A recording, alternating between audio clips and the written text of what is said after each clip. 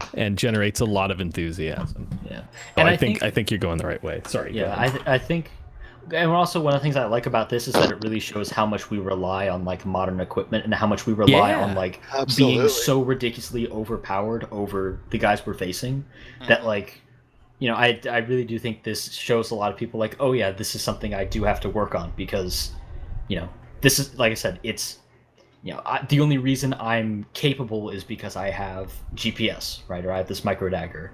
And if you take that away from me, then I become completely useless because I don't understand the fundamentals. And I think there are a lot of people who really need to get through their head that, you know, you need to know your if you want to. I don't want to say if you want to be good, if you want to be good at the game, but like you get what I'm saying. Yeah. I would take that point just a step further, just to say that like even with GPS, it still doesn't achieve the same effect as somebody who can actually look at a map. Like GPS tells you two things: it tells you where you are and where you're trying to get to, but it will not fill in the in between. All right, and that's what like the land nav is being able to actually like select a route that is effective for your purposes. You know, and that's the thing that people kind of fail on because they just throw down a mark in the micro dagger and they're like, all right, that's where we're going, and then they just fucking walk towards a dot and don't actually think about the consequences of like where they're going, right, or where there will be covering concealment, or where, you know, they're going to be able to like actually shift a defensive action, or where they're going to be caught out with their pants down. Yeah, exactly. And also, I thought it was nice. I was joking with Burton about it up above the PID thing, because I like when I was putting it together and when I was saw like, a lot separating of out the fire. I didn't see that much friendly fire, and the friendly fire I did see was from public. I saw players. friendly fire on green on blue. Yeah.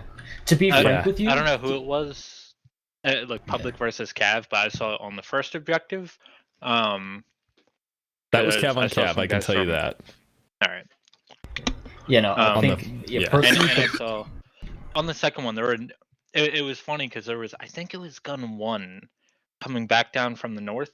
And gun 4 was hitting us from the Yeah, gun 4 was shooting at you, right? And because like I literally, they're like, oh, we got UAZs coming in, right? And I go and pull up my map, and I'm like, oh, well, we got gun 1 up there. Like, it's awfully funny that their UAZs driving away from where gun 1 is, right? And they're certainly not being engaged, and they don't look hostile, right? And I'm like, yeah, I think there's a friendly, and they just start opening up, right? And I'm like, it appears that like in the briefing or something, or in the leading, something happened where the guys that got helmets on thought that, okay, we have helmets on, then we should hit the guys with blue, whereas the other half had the blue on and knew that was the deal. And thought they had to hit the guys with helmets. And then Hunter had to go and piss off Maz and beg for an ambush. Yes, so he spawned a CSU that murdered us. It wasn't. No. What I did is I spawned the 2 groups of infantry that went after you guys, but the ZSU that actually hit you, it was just a turret. It wasn't a truck. It was a turret that had been sitting there like the whole operation. Oh, because there weren't any like trucks out there that I saw, at least. Yeah, like, The whole idea was that all those passes. The whole idea was that whole pass, there were like random turrets scattered everywhere. It's a whole thing of like, oh, you know, these guys are trying to, you know, deny access to the area, so of course they're gonna have like ZUs and, you know, man pads like tucked behind rocks and shit. And you guys just got engaged by one of those ZUs that was able to hit you between like 2 rocks. Yeah, it was the one in the cleavage at the end of the pass. So yeah, did you actually see that the turret fire? It was rocking back with its own recoil. Yeah. I called that thing out like 10 minutes before. We couldn't shoot at it but I could see like the you know, the 2 barrels sticking out from behind the rocks, and I'm like, yeah, we got like a click northwest here. You know, I called it up to my squad. I don't think I ever passed it up to anybody. But actually, our designated marksman has taken down at least one of those guys on that turret.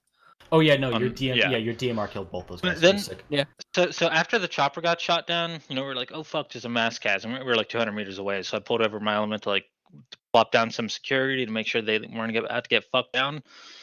And like literally, I get up and I start digging a trench, and I'm like, hey, what's going on with that ZU-23 that was up there? And literally, as I said that, I was looking in front of me, and I just saw tracer fire start to come at me, and I was just like, oh fuck. Yeah, no, I felt I felt I started bad telling for. everybody to back off. And That's why motherfuckers were running towards the goddamn autocannon fire. Yep. That's why I threw like smoking back down the hill. It was that. I literally watched like 8 dudes turn around and start walking at the fucking autocannon fire. They're like, all right, well, we're about to take this motherfucker out. And it's like, get the goddamn autocannon and click away. You ain't doing shit. Get behind cover. You know, I felt bad for the Ham. It was you flying the Mi-8, where you came through, like at the front. You came through it like north of the pass, and you got hit, and you flew away. Hold on, give me 1 second.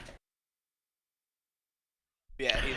Yeah. Yes. No. Yeah. I felt bad for me too. Yeah. No, you came in and you were flying to the north of the pass, and you got hit by a ZU, and you were on fire.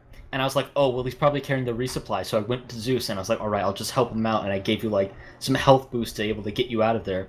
And then you flew back north, and I was like, all right, he's getting out of there, and he's coming in from another angle. And then you come back in from the north, across the pass, and there are, like, 2 Dishkas and a ZU that are shooting up at you as you're coming in. And I'm like, okay, but he's still gonna be able to land it, though. And as you're coming in, you start rolling over on your side, and just... Yeah. What it was is because Ham's flying, Derry's doing her thing, and everyone else is in the back. You know, a couple guys were just belly aching and whatever. So I'm trying to give him a vector to get to the LZ. You know what I mean? Using the map tools and such, give him a vector to get to LZ into friendly lines at the same time while I'm in there. So it was just, it was just. Yeah. It was a team effort. Yeah, it was an absolute total team effort, and it like that bird is so cursed. Like I feel like my family is dishonored by how cursed that bird is, and so many infantry people are probably a little pissed off at me. Like, oh, Ham, he's a shit pilot, right? Not really. It's just saying. I think that's sure is a ship pilot. And the reason fuck you. So I'm just kidding. Nah. What I was doing with the map tools, because you look at the map, right? Just trying to get like a degree of bearing and direct, for directional. And it was just like, okay, here. User left your channel. You guys are in a boat. I think that's the same helicopter that, like, the one general during Afghanistan that actually was making a difference. Like, the warlords were on board. We were going to do this. Was in one of those helicopters going somewhere, and it crashed and killed him. And it was tragic, but ran by some.